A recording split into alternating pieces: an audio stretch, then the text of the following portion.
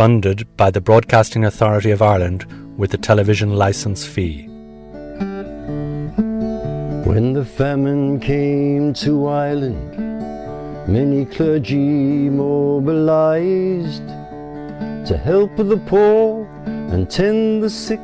Untold numbers gave their lives, victims of a fever, an evil curse that spread with a vengeance through the country to leave 1 million dead.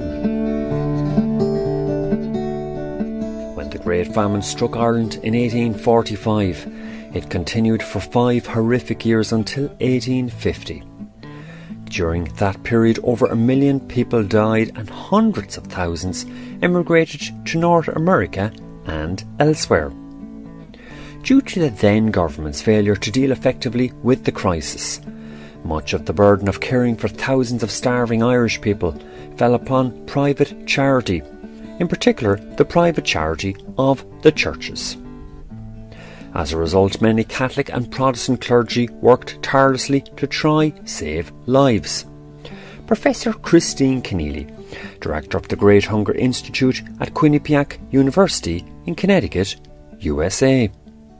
There are many myths about the famine, and one is that Catholic priests didn't play a full role and that they didn't die and that they were living very well. And again, the story is far more complex. No doubt there were some priests who didn't do enough to help their flock, but many priests did. One of the conditions of the British government when they set up the local relief committees after 1845 was they didn't allow Catholic priests to sit on them.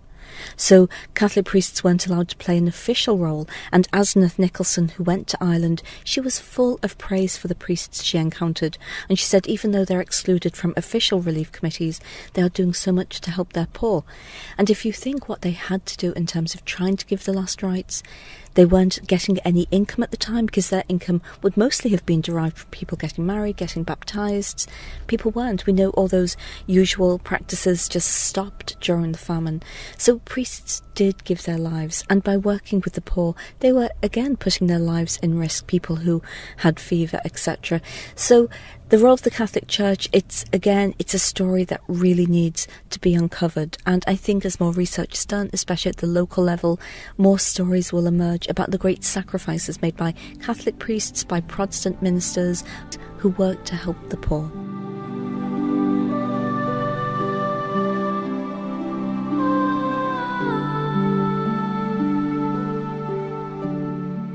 And one cleric who made great sacrifices to try help the poor in Galway City during the famine was Brother Paul O'Connor. Willy Henry, Galway City historian and author of the book Famine, Galway's Darkest Years. He's an unsung hero, Brother Paul O'Connor. You know, there should be a book written about this man. He had an orphan breakfast institute opened. He was a Patrician brother down in Lombard Street. Now, they were coming in from Connemara, they were coming in from all parts of the county, and of course around the city, and the Claddagh, coming to Brother Paul O'Connor. And this man wrote numerous, he had to have writer's cramp from all the letters he wrote to the government, and he didn't trust anything that was coming back to him in the way of what the promise of relief.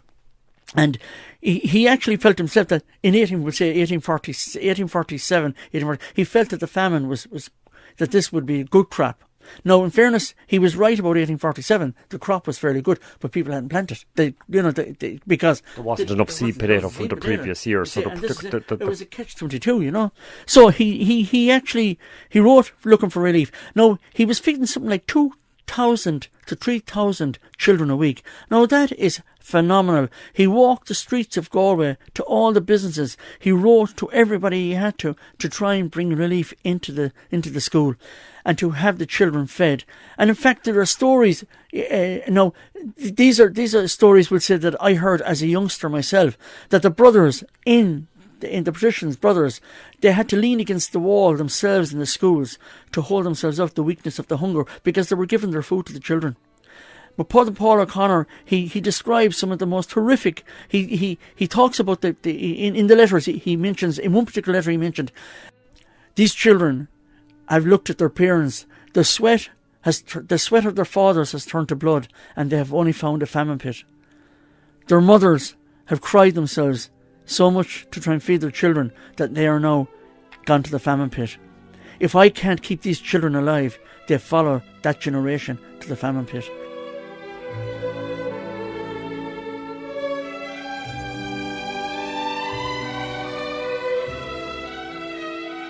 He speaks about this little child in another letter, who he saw in the grooves, we'll say, in between the cobblestones. And the child on its hands and knees of 5 years of age, left outside, with his tongue down in it, trying to pick up some of the seed that was being brought in for the morning breakfast for the children. So these are the horrific conditions. But Brother Paul O'Connor, he did so much. He saved thousands of lives, I would say, and he did it all quite, we'll say, modestly. His letters were very clear, not about him. It was clear to help these people, to help the children. He was very concerned. Obviously, he was very concerned about the children. He felt that the parents had, that they're the next generation. We have to save the next generation. That's what he was really about, And the letters he wrote. There's actually a booklet on his letters, and they make unbelievable reading.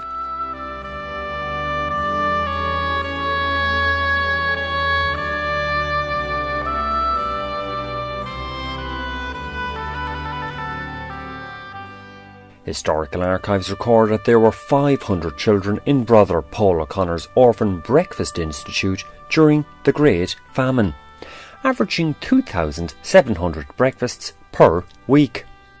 Many of the children being fed were from the Claddagh area of Galway City. When the Claddagh Piscatory School was opened on the first day of August 1847, it brought some welcome relief to Brother Paul O'Connor, Willy Henry. You go back to the Claddagh and opened the Piscatorial School back there to try and bring relief to the children as well. And that took some of the pressure off Paul O'Connor, But outside, when you think about it, until I started researching the famine, I'd heard Paul O'Connor brought the Patrician Brothers to Galway in 1826 in the story. And there his history more or less ended. I had the folklore of the famine, of the brothers leaning against the wall, feeding the children. But I had never heard about Brother Paul O'Connor and his Orphans Breakfast Institute, which he introduced himself and brought so much relief to so many children at that time.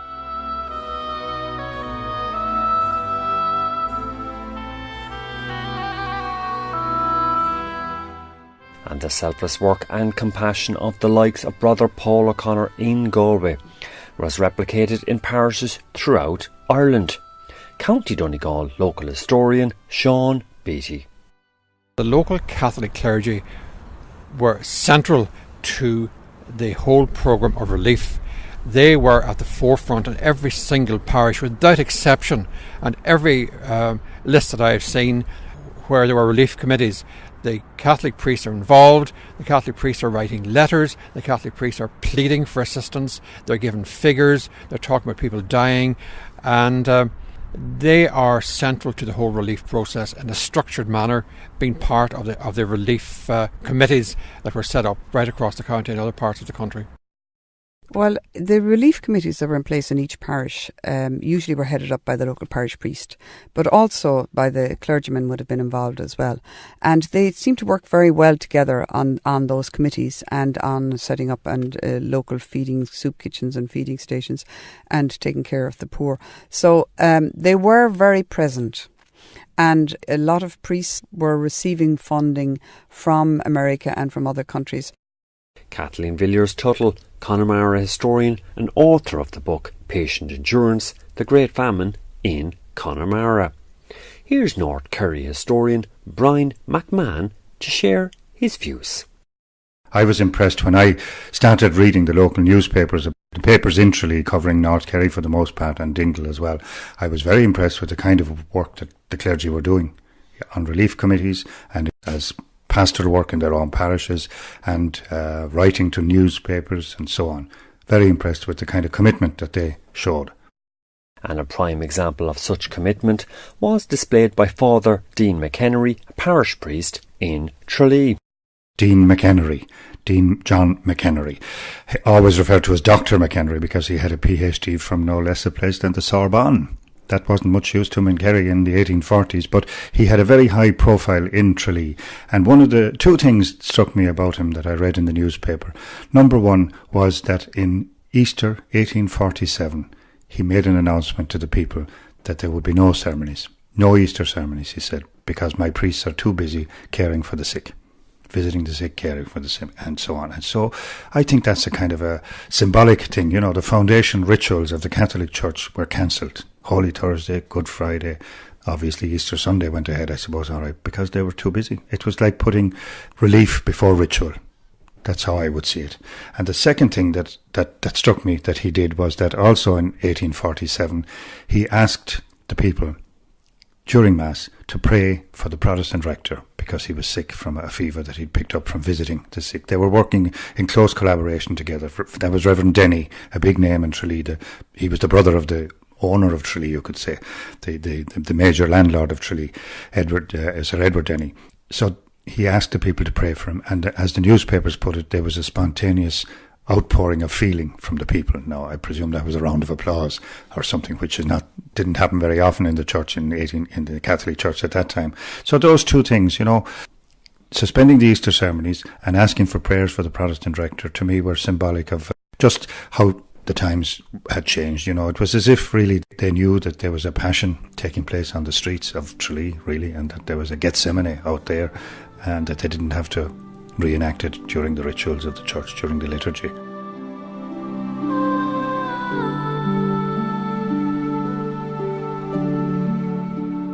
The future Bishop of Kerry, David Moriarty, described McHenry as, he said, he was a giant in charity during the famine in Tralee. And I thought that was very impressive. And that's another source of information about what he did. On one occasion, he's supposed to have opened the front door of the priest's house, the presbytery in Tralee, and opened the back door of it. And the poor people queued through it. And he gave each one of them a shilling, which was roughly a day's wages at the time. How often he did that, whether it was weekly or daily even, I don't know. But that was the kind of thing. And once other people said to him he shouldn't be giving money to people, that he was only encouraging begging. And he said, I think it's best to give it to them every way we can, to give charity every way we can, you know, whether on the streets or through food or in the workhouse or whatever. He was the chaplain to the workhouse, and he was chaplain to the prison as well, and that took up 2 days of the week, I think. He would spend one full day in each of those places.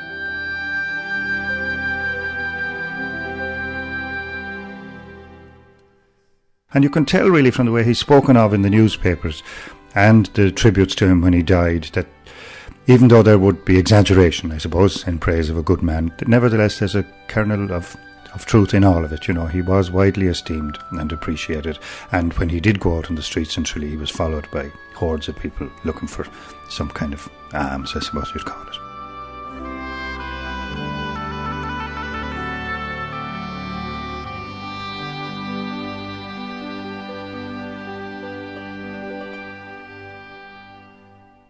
There are many, many examples of the efforts of local priests. I think in particular of a Reverend Spain in Burr in County Offaly, who laboured long and hard for the relief of his parishioners, and actually succumbed to fever in 1848 for the help that he was given to his parishioners.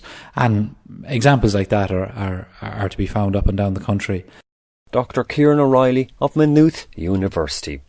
At this juncture, it's worth mentioning that in the year 1990, a film called The Field went on release to cinema audiences around the world. The film was based on a famous play by the Irish playwright John B. Keane, and in the film the central character Bull McCabe, in a sudden outburst, uttered the line, "No priest died at the time of the famine, only poor people like us." So just how true is this statement? Historian Brian McMahon. Well, I think that's very much discounted now, certainly. I think nationwide there were over 30 priests who died in the year 1847 alone, and from the work of Father Kieran O'Shea in Kerry, we know that about 6 Kerry priests died in that year. So I think that was used for dramatic purposes, that statement, but there's no foundation to it. I think the film The Field, it gave an impression that no priest died during the famine, because this was one of the things. This is one of the, I think, if memory serves me correctly, it was one of the lines in the film. One of the lines in it. No priest died. How true is that line? That's totally untrue. You know, there was 5 parish priests alone in Galway died. I'm not quite sure how many throughout the country, but there was certainly a lot of priests died, and curates died. Galway City historian Willy Henry. And also the presentation nuns, as you so rightly in Galway City. In Galway City, they opened a soup kitchen.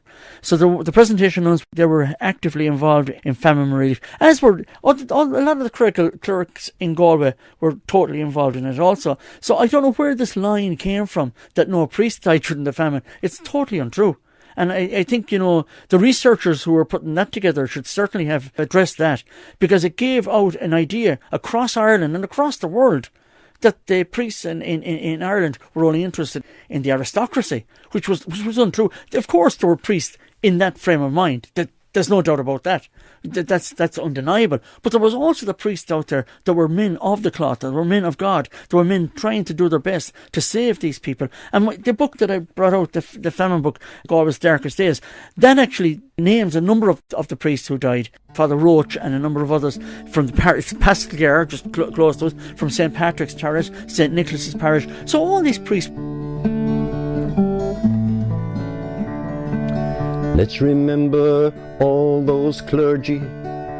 Let's celebrate their deeds, who when famine came to Ireland answered helpless needs of the destitute and starving, sick in their humble homes, when entire populations were reduced to skin and bones. In the parish of Desert Surgeys, where my great-grandfather lived and where my grandfather was born. This is in County Cork. In County Cork, yes. The priest who baptised my grandfather died in the famine. Catherine Shannon, Professor of History at Westfield State University in Massachusetts, USA. My grandfather was born there in 1842. And this priest died either in 47 or 48. And the local historian of that area, who's a national school teacher there, he's doing a very detailed history of the parish, and he told me about that. So I know that certainly in County Cork there are cases where that priest did die, and I know that there were certainly Protestant clergymen who did get sick, contracted famine fever, and some survived, others didn't.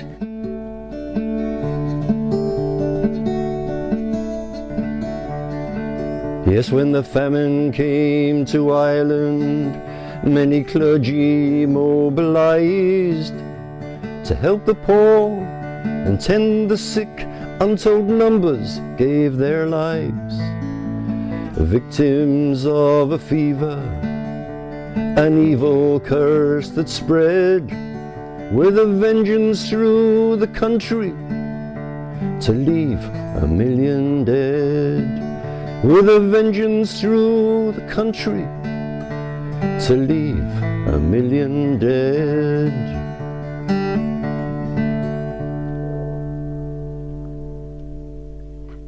And we'll deal shortly with the many Protestant clergy who work tirelessly to try save famine lives. But first, Sean Beattie, Donegal historian and editor of the Donegal Historical Journal, divulges the story of Bishop McGinn. The best example I can give of somebody involved in famine relief and being affected by it was the famine bishop of Derry Refoe diocese. He was a Dr. McGinn. He was a nationalist bishop, and in his correspondence he talks about having to carry out confirmations for 50,000 children, having to travel around the diocese and not being in a condition to do so himself. And the great tragedy was that Dr. McGinn, who set up a soup kitchen, and his famine pot was, in fact still is, in Buncrana. Dr. McGinn himself became a victim of famine fever, and he died in 1847, and he's buried in Buncrana. But he was the most outstanding victim famine fever in respect of those that were helping to provide relief in the famine.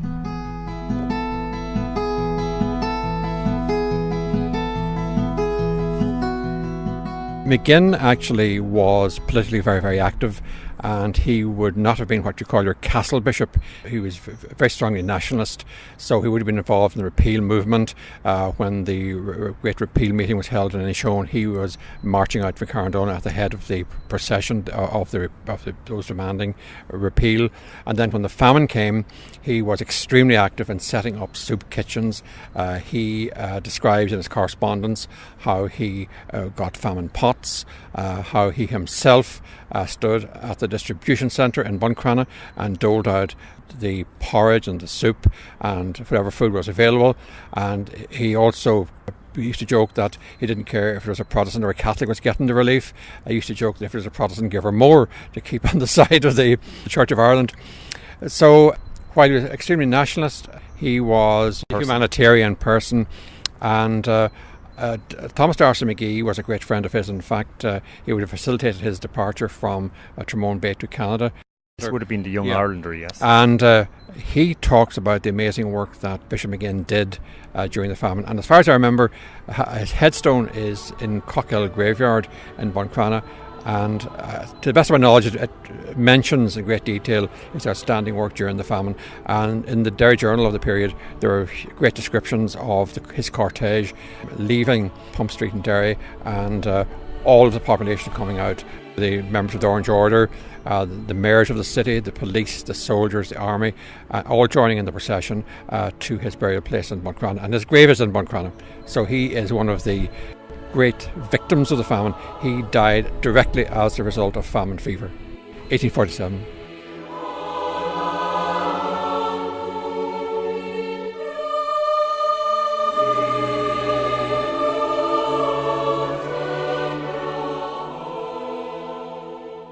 A few years ago, Donal Kerr, a very fine historian, brought out a small book, but a very important book on the role of the Catholic Church. And we know the Catholic Church intervened in many ways, but we don't know the full story. They didn't have a central committee, so in some ways it's a fragmented story. Christine Keneally, director of the Great Hunger Institute at Quinnipiac University in Connecticut, USA. But we also know that the Anglican Church, especially the Anglican Church in Ireland, came to the relief of the poor. The Anglican Church was in some ways the church of the aristocracy in Ireland. It was very small in terms of its numbers, but we have evidence of various Anglican ministers and their wives and their children setting up local relief committees and helping the poor in very practical ways, working with the Quakers, working with their local Catholic priests to help the poor. And we know that as a result of this, working in the front line, that a number of Anglican ministers died. So again, they did it at a considerable risk to themselves.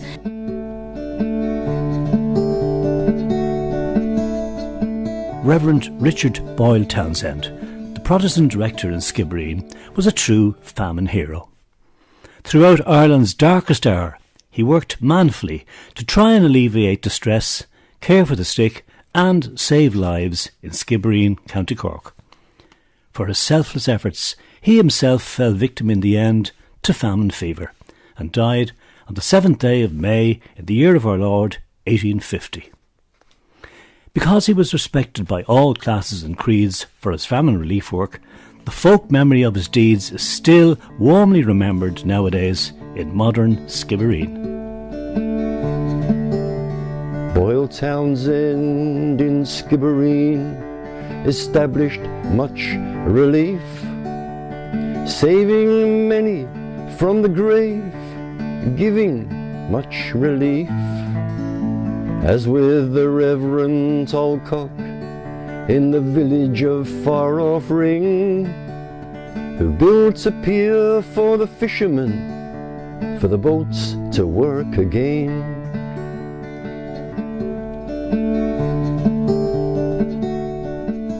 And as the lyrics of the Cliff Wedgbury ballad, which you've just heard, touch on, another Protestant minister who came to the rescue of impoverished Irish people during the Great Famine was the Church of Ireland Reverend James Alcock of Ring in County Waterford. when he saw his Catholic fishermen neighbours had pawned their fishing boats, tackle and nets, and that their families were going hungry, he immediately sought help for them from Quakers in nearby Waterford City. Waterford Quakers trusted Alcock and responded. Joan Johnson, County Waterford historian and a member of the Quaker Historical Committee of Ireland. But Alcock, he was played a pivotal role in Ring, because he was a trusted agent that the Waterford Quakers, who were wanting to help, and they helped with small grants, which allowed the fishermen to bring back their boats onto the sea, and within weeks they were up and running again. So he had a very significant influence on the Ring area there.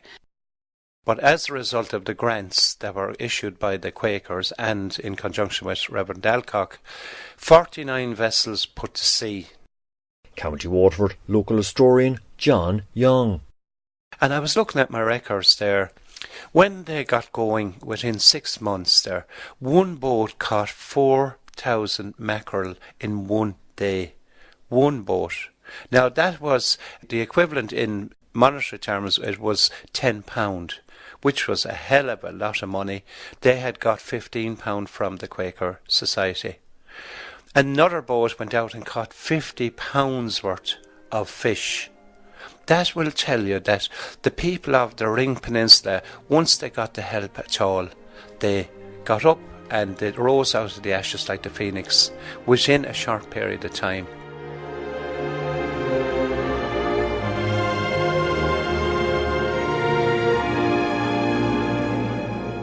And it's also worth pointing out that Reverend Alcock was instrumental in getting a new pier built for the fishermen of Ring, having local bylaws changed to increase their catch, as well as many other initiatives to improve the lives of his Catholic neighbours.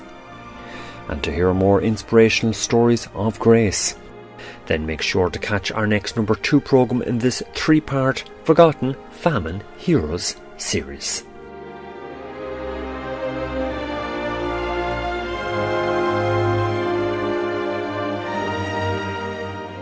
When the famine struck, Catholic and Protestant clergymen were absolutely essential to the relief programme. And not only gave their charity, but in some instances gave their lives. Definitely unsung heroes. They really were the unsung heroes of the Great Famine.